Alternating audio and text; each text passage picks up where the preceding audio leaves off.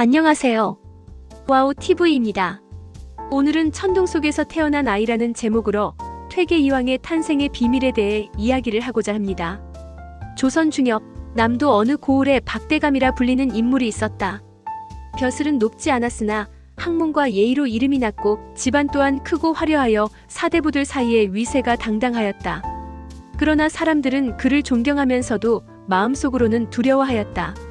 그 까닭은 대감이 가문의 체면과 규율을 지나치게 중히 여겨 정과 자비를 잃었기 때문이다.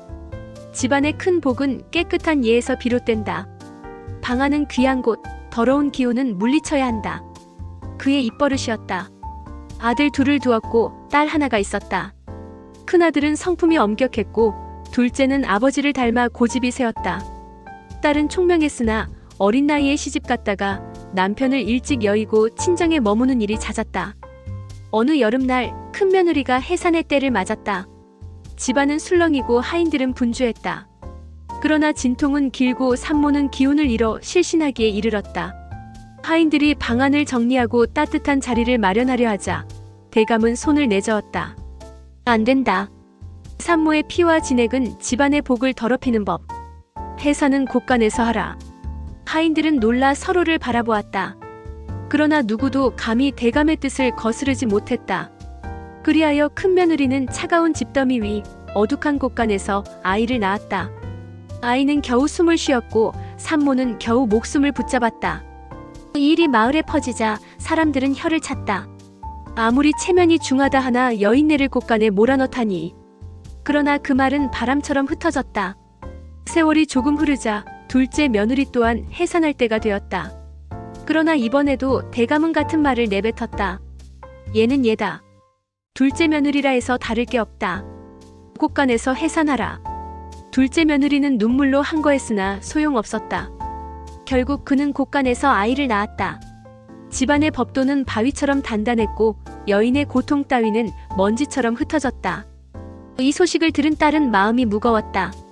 친정에 몸을 기댄 채 지내던 딸은 이미 배가 불러 있었고 곧 해산을 앞두고 있었다. 딸은 조심스레 물었다. 아버지, 저도 곳간에 들어가야 합니까? 대감은 흔들림 없는 목소리로 답했다. 너라 할지라도 예외는 없다. 가문의 복은 법도를 지켜야만 이어진다. 딸은 서러움에 고개를 떨구었다.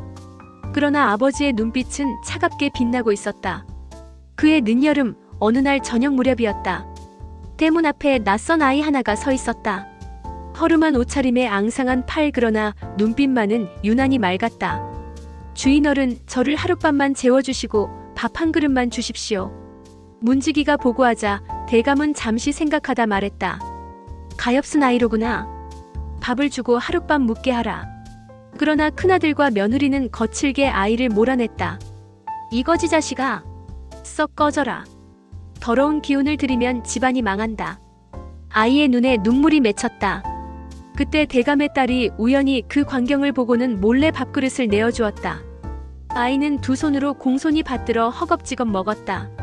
그날 밤 대문 밖에서 아이의 울음소리가 들려왔다.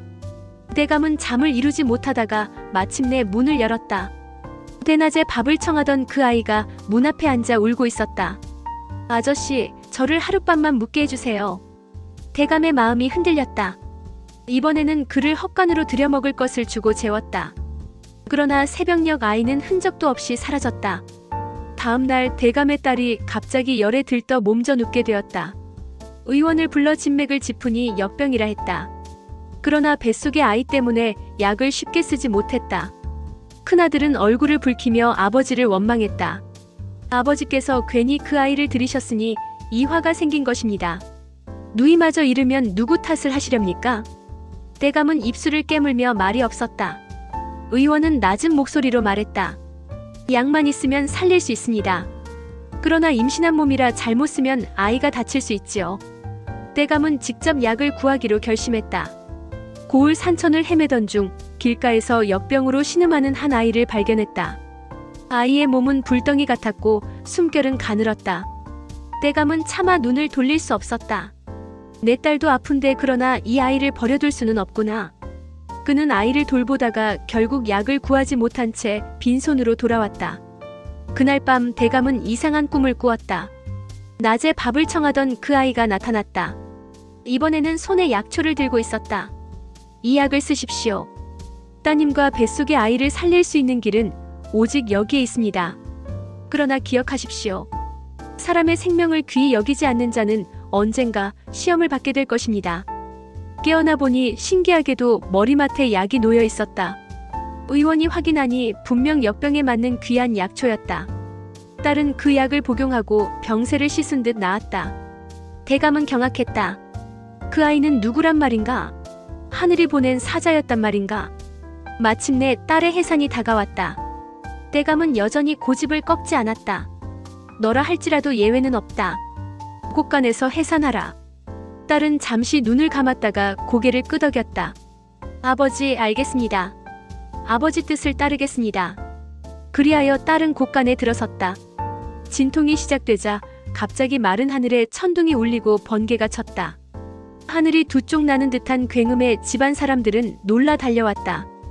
곳간 안에서 아기의 울음소리가 터져나왔다. 크고 맑은 울음이었고 동시에 천둥 소리와 번개가 집안을 가득 채웠다. 딸은 눈물을 흘리며 아버지를 바라보았다. 아버지, 저 아이가 저를 도왔습니다. 그 신비한 아이가 제 곁에 있었어요. 대감은 무너져 내리듯 땅에 주저앉았다. 이제야 깨달았다. 헛간에 찾아왔던 그 아이가 단순한 거지가 아님을. 그것은 하늘이 내린 시험이었고 자비와 생명을 귀히 여기는지 묻는 시련이었다. 그날 태어난 아이는 훗날 조선 성리학의 큰 별 퇴계 이황이었다. 어린 시절부터 총명하고 효심 깊었으며 자라서 학문을 닦아 수많은 제자를 길러냈다. 사람들은 오래도록 전하였다. 이황 선생은 천둥과 번개 속에서 태어나셨다. 그의 탄생은 하늘이 알린 기적이었다. 박대감은 늦게서야 눈물로 고백했다.